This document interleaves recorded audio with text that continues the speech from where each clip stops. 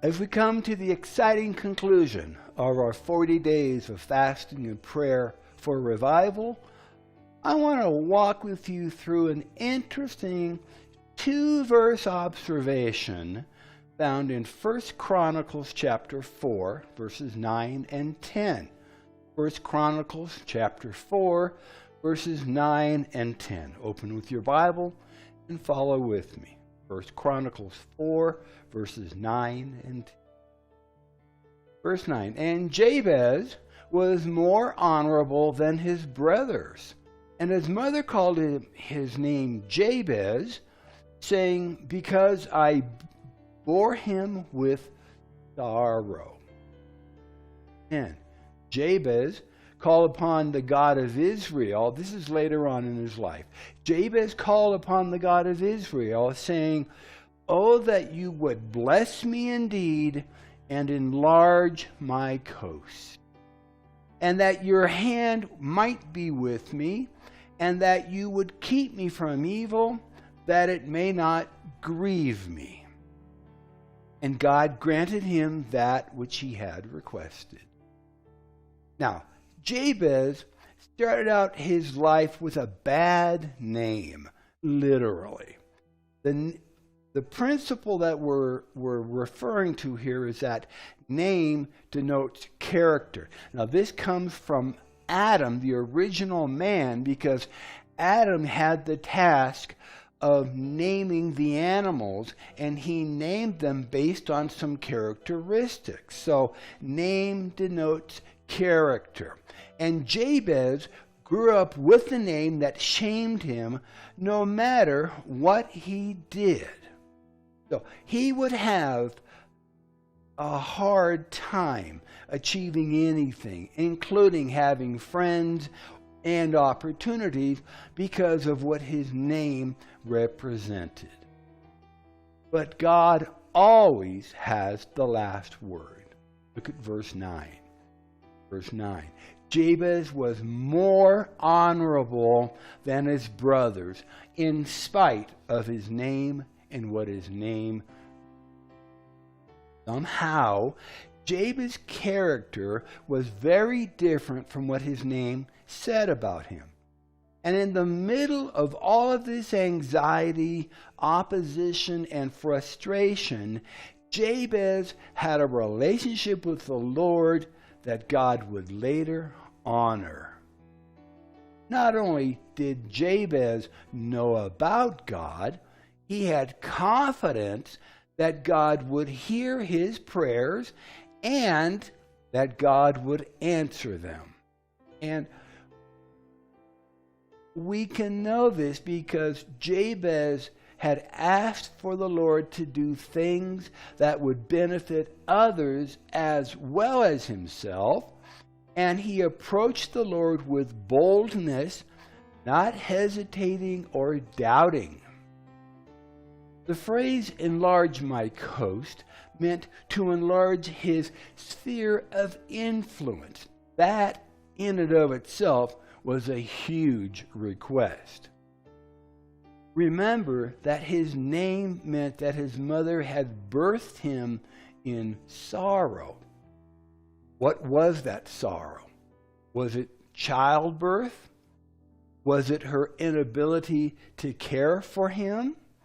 Or was there something more ominous that we can only imagine that caused her to not only give her child a name that would shame him, but would remind her of a tragic event? We don't know. But Jabez was an overcomer. Jabez had a vision for his life. And whatever that vision was, it had not yet been fulfilled, and Jabez was seeking God's help in achieving his destiny. And we know that if we seek the Lord with our entire being, that not only will he be found, but that he will give us the desires of our heart. And this means more than not only the fulfillment of our heart's desires, but that God will place the dreams, the desires, and the ideas that He has created for us inside of our hearts. And then He will fulfill those dreams, desires, and ideas that He created us to achieve. Now listen to the second part of Jabez's request. That you will keep me from evil, and that these things would not grieve me.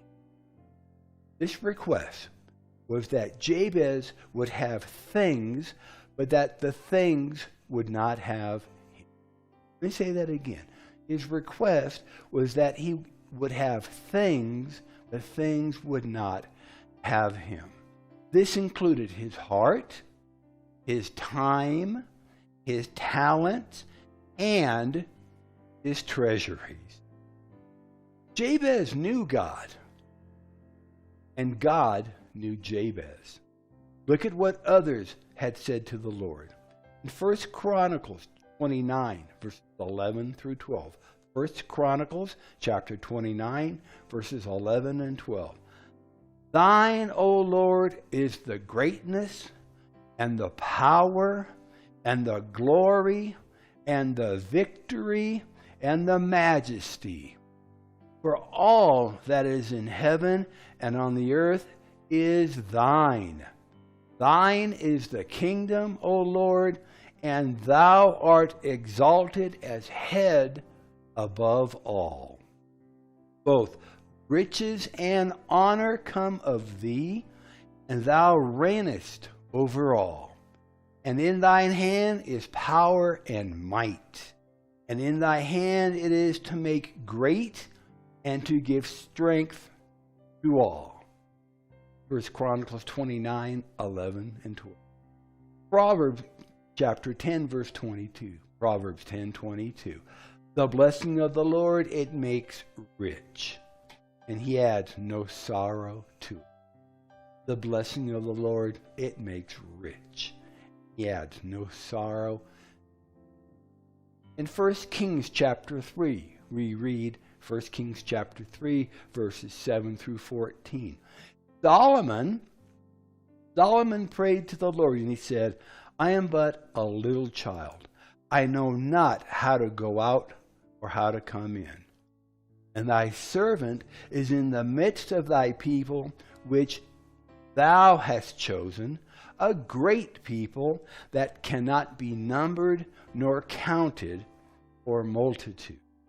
Verse 9, give therefore thy servant an understanding heart to judge thy people, that I may discern between good and bad. For who is able to judge this thy so great a people? And this speech, this request, this prayer, this petition pleased the Lord, that Solomon had asked this thing. And God said unto him, because thou hast asked this thing, and hast not asked for thyself a long life, neither hast asked riches for thyself, nor hast asked the life of thine enemies, but hast asked for thyself understanding to discern judgment. Behold, I have done according to thy words. Lo, I have given thee a wise and an understanding heart, so that there was none like thee before thee, neither after thee shall any arise like unto thee. Verse 13, and I have also given thee that which thou hast not asked, both riches and honor, so that there shall not be among the kings any like unto thee all thy days. And if thou wilt walk in my ways to keep my statutes and my commandments, as thy father David did walk, then I will lengthen your days. In 1 Kings chapter 4, 1 Kings chapter 4, verses 29 and 30. And God gave Solomon wisdom and understanding exceeding much, and largeness of heart, even as the sand that is on the seashore. And Solomon's wisdom excelled the wisdom of all the children of the east country and all the wisdom of Egypt. Jabez was able to approach the Lord with such bold requests because of his humbled heart. And a humbled heart is a part of obedience that comes from fasting and praying. And it pleased the Lord to bless Jabez and to honor his requests, just as for King David and for King Solomon. So if you've been following with us, and if you've joined your faith with ours throughout this revival campaign, you are in a position of favor to ask the Lord whatsoever you want. No matter if you fasted 1 day, 3 days, 14 days, 21 days, or even 40 days. 1 John 5, verses 14 and 15 reminds us, and this is the confidence that we have in him, that if we ask anything according to his will, he hears us. And if we know that he hears us, whatsoever we ask, we know that we have the petitions that we desire of him. Thank you for joining with us. Thank you for praying with us and for praying for us. Thank you to those who have supported us financially as well. The blessings of the Lord belong to those who seek him and ask. This is Pastor Steve.